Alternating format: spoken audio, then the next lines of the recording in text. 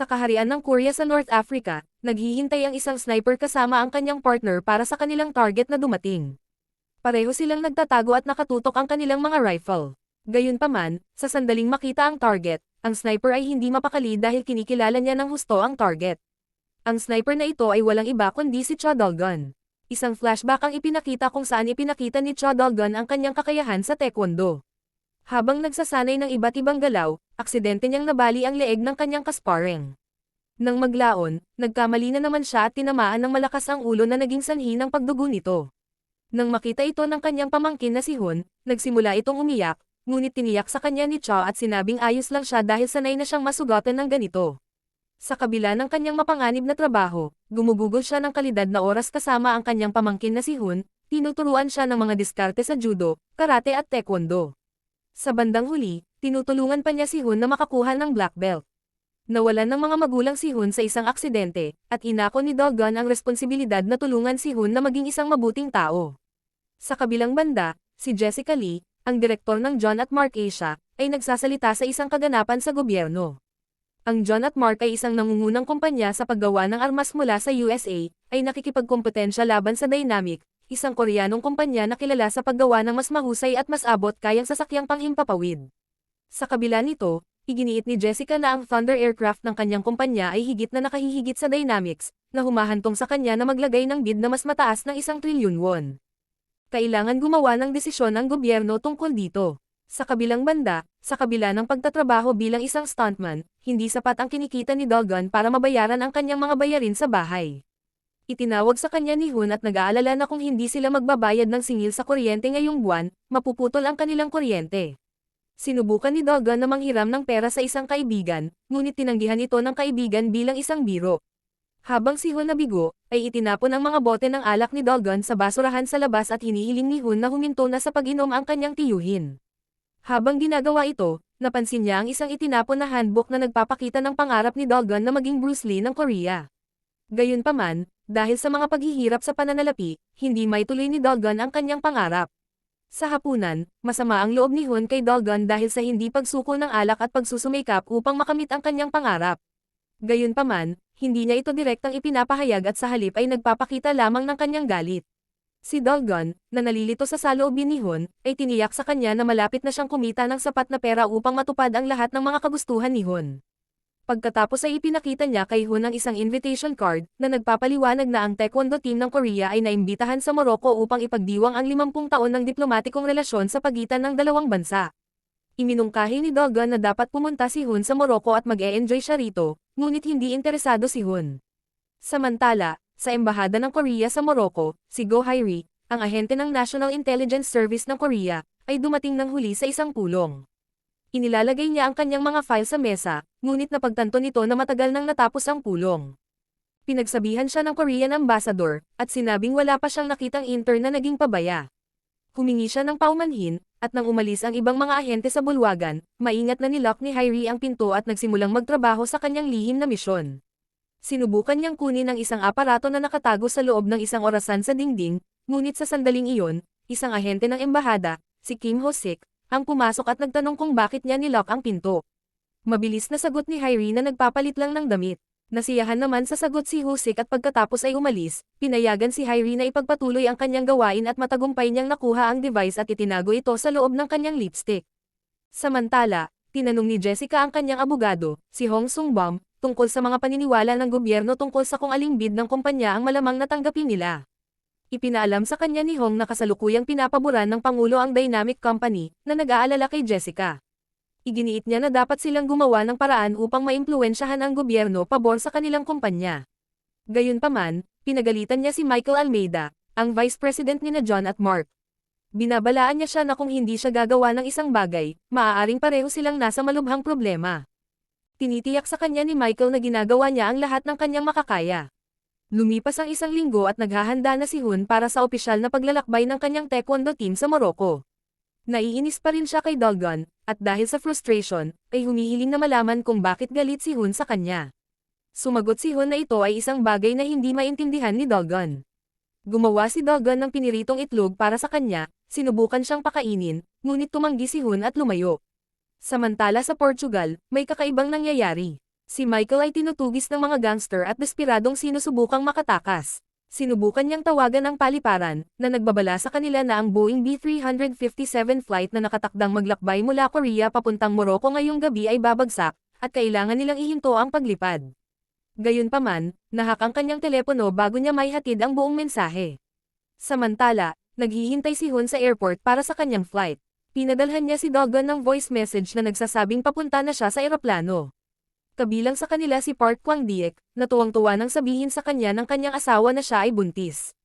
Nagdiwang siya ng may pananabik. Katulad nito, ang coach ng taekwondo team ay tumatanggap ng best wishes mula sa kanyang kapatid na si Choyang. Samantala, ang iba pang mga bata ay nakikipagpalitan din ng paalam sa kanilang mga magulang. Sa kabilang banda, sa wakas ay nagawa ni Michael na tumawag sa paliparan gamit ang isang pampublikong telepono.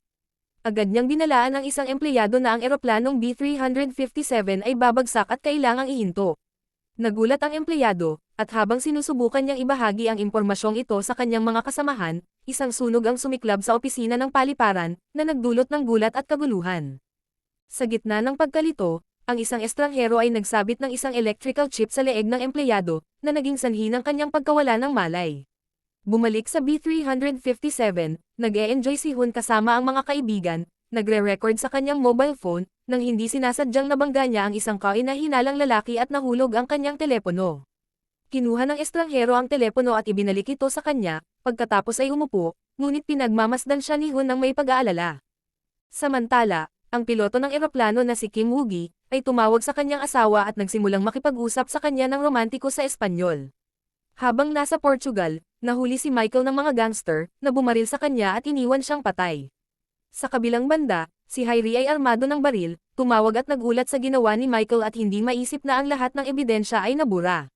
Samantala sa eroplano, ang parehong kaina-hinalang lalaki ay pumasok sa makina sa ilalim ng pagkukunwari ng paggamit ng banyo.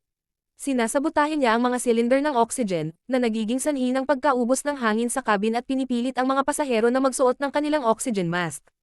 Di nagtagal, sumabog ang makina at nagsimulang mabilis na bumaba ang eroplano.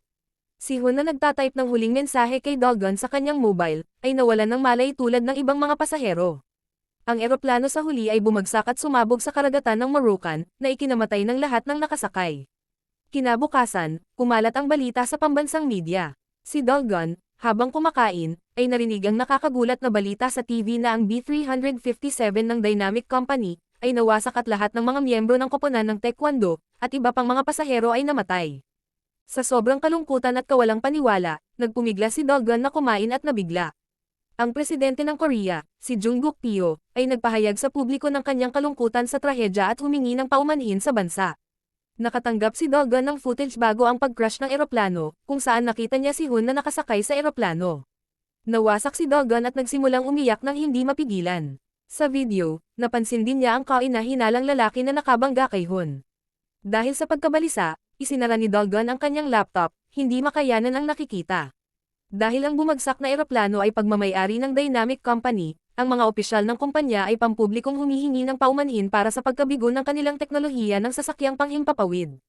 Sa isang press conference, ang mga naulilang pamilya ng mga biktima ay humarap sa mga opisyal ng Dynamic, na umaatake sa kanila ng matinding galit. Si Jessica, na nasaksihan ang eksenang ito, ay nalulugod at umalis na may masamang ngiti. Ang mga nagdadalamhating miyembro ng pamilya ay ipinadala ng gobyerno sa Morocco upang dumalo sa libing ng kanilang mga mahal sa buhay. Ang Korean Embassy sa Morocco ang nag-host sa kanila, kasama sina Go Hairi at Kim Ho-sek na nagsisilbing gabay nila. Si Dogon, habang nasa banyo ng paliparan, ay napansin ng parehong kaina-hinalang lalaki mula sa footage na nabangga si Hun. Nang makilala siya, si Dogon ay namangha at nabagabag sa katotohanan na buhay pa ang lalaki. Hinabol niya ito ngunit mabilis na nakatakas ang lalaki sakay ng kotse.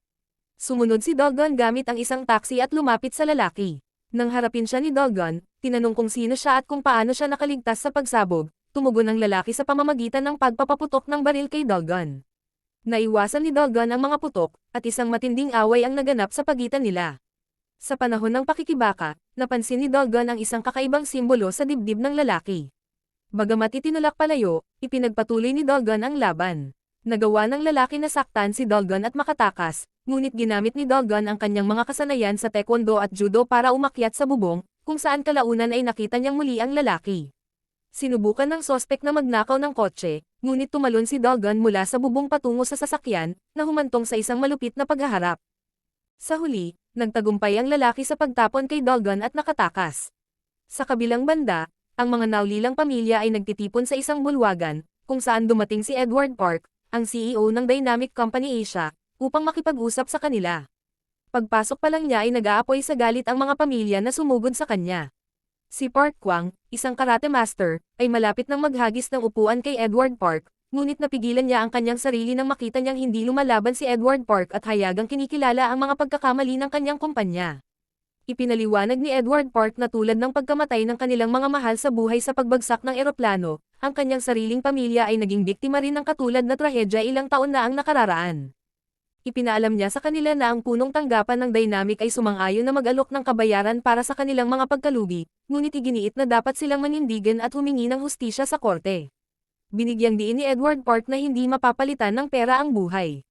Sa sandaling iyon, si Dogon na sugatan ay pumasok sa bulwagan at inihayag ang isang mahalagang piraso ng impormasyon, na ang pag-crash ng eroplano ay hindi dahil sa isang teknikal na pagkabigo, ngunit isang pag-atake ng terorista. Ang balitang ito ay nakagulat at nakaalarma sa lahat. Tinanong ni Dogon si Hyrie kung natatandaan niyang nakita niya ang terorista sa airport noong naroon siya, at kung naaalala niya ang mukha nito. Ipinakita niya sa lahat ang isang video sa kanyang laptop na nagpapakita ng mukha ng terorista. Inamin ni Hyrie na hindi niya matandaan ang eksaktong hitsura ng lalaking hinabol ni Dogon. Nang suriin nila ang CCTV footage ng airport, ibang tao ang kanilang nakita bilang kapalit ng hinihinalang terorista. Hinala ni Dogon na pinakialaman ang footage, ngunit nahihirapan siyang kumbinsihin ang iba. Sa pagdududa kay Hyrie, sinundan siya ni Dogon, at sa huli, pinasok niya ang kanyang tahanan upang mag-imbestiga. Sa paghahanap, nakakita siya ng card na nagpapakilala kay Hyrie bilang ahente ng Korean National Intelligence Service. Sa sandaling iyon, nakatanggap ng tawag si Hyrie, at inutusan siya ni Dogon na sagutin ito. Nililinaw nito ang mga pagdududa ni Dogon, na nagpapakita na si Hyrie ay talagang isang tunay na ahente at isang spy. At siya ay nasa Morocco upang hulihin ang Korean ambassador na sangkot sa pagbebenta ng droga, at siya ay walang koneksyon sa pagbagsak ng eroplano. Humiling si Dogon ng tulong kay Hyrie sa pagtuklas ng katotohanan sa likod ng pag-atake ng terorista sa eroplano. Sinabi niya sa kanya na bilang spy, responsibilidad niyang hulihin ang mga tiwaling opisyal sa likod ng pag-atake. Pumayag siyang tulungan si Dogon na kumilos, sa pamamagitan ng kanyang paghihiganti para sa kanyang pamangkin. Ibinahagi ni Dogon ang huling video ni Hun kay Hyrie, na sinuri ito ng mabuti. Nagpadala rin siya ng kopya ng video sa kanyang kasamahan na si Gang Hwasok, na humihiling sa kanya na magsimula ng investigasyon.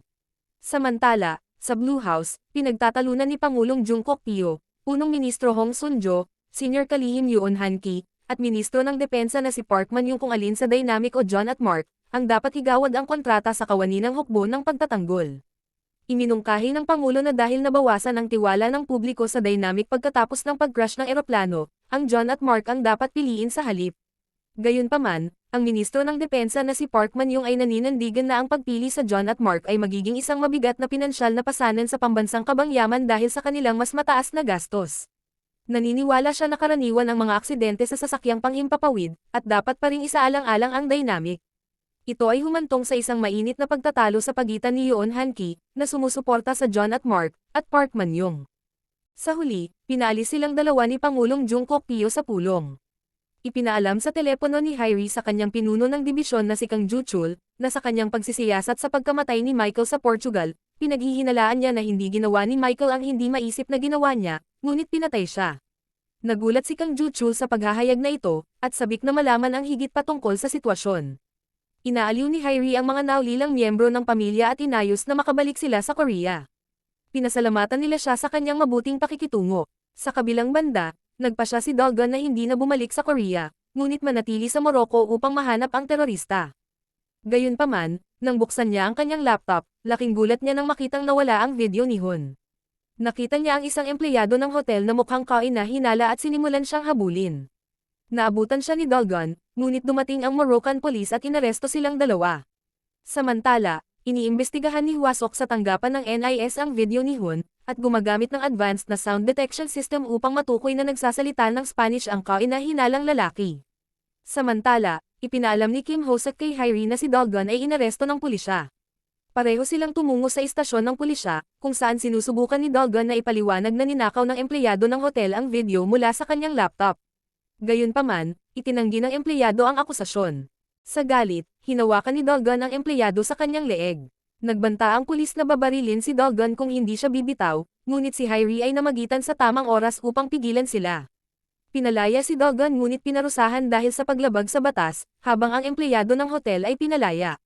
Kalaunan, binisita ni Hyrie si Dr. Kevin Kim, na nagsasagawa ng forensic analysis ng insidente sa eroplano. Nagpe-play siya ng mga sound recording bago ang pag-crash, na nagtatampok sa pilot na si Kim Woogi, na nagsasalita ng Espanyol. Napansin ni Hyrie na gumamit ng code words ang piloto.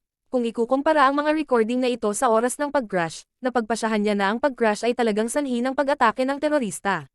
Pag-alis niya, pinapanood siya ni Dr. Kevin Kim na may masamang tingin. Sa bilangguan, sinuhulan ni Kim Hosek ang pulis ng 1,500 pounds para mapalaya si Dolgon. Pagkatapos ay dinala niya si Dolgon sa isang gasolinahan at hiniling sa kanya na kumuha ng inumin para sa kanya. Habang nasa tindahan si Dolgon, pumasok ang isang lalaking may dalang rifle, pinagbantaan ng tindera, at hinabol si Dolgon. Mahigpit na umiwas si Dolgon na tamaan. Pagkatapos ay kumuha siya ng isang air freshener can at itinapon ito sa microwave, na nagresulta sa isang napakalaking pagsabog. Ang lalaki ay nasugatan at siya ay tumakbo sa kotse ni Kim Hosek. Gayunpaman, ang gunman ay hindi madaling sumuko at patuloy na pinaputukan si Dolgon. Isa sa mga bala ang tumama kay Kim Hosek. Mabilis siyang pinasakay ni Dolgon sa kotse at mabilis na pinatakbo patungo sa ospital.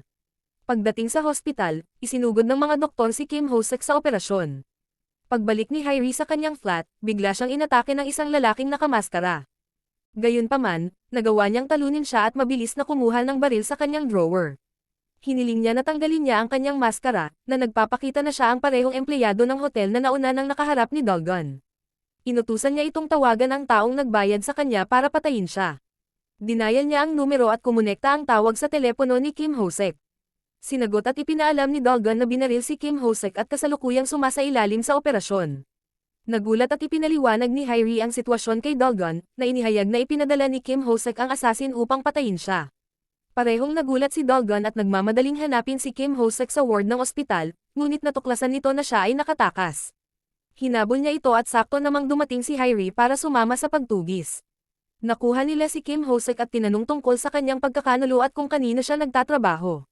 Samantala, ang isang sniper ay nakaposisyon sa isang kalapit na rooftop, na nagpuntirya kay Kim Hosek upang pigilan siyang magbunyag ng anumang impormasyon. Bago siya makapagsalita ng marami, lumunok ng lason si Kim Hosek at namatay, binalaan sila bago siya mamatay na ang mga tao sa likod nito ay walang awa at dapat nilang ihulog ang payak na kaso. Sa sandaling iyon, nagpaputok ang sniper, napilitan sina Dolgon at Hyrie na magtago sa likod ng isang kotse. Sinubukan ni Hyrie na tumawag para sa backup habang ang sniper ay patuloy na nagpapaputok sa kanya. Kinuha ni Dolgon ang pistol ni Hyrie, iginiit na mas may pagtanggol niya ang kanilang buhay. Nagpasya silang tumakbo para sa rooftop, na nagpaplanong maabot ito sa loob ng 3 segundo kung kinakailangan bago mag-reload ang sniper. Si Dolgon ay nagbigay ng cover fire at sila ay mabilis na nagtungo sa susunod na safe zone. Pagdating nila sa rooftop, nakita nilang tumakas na ang sniper.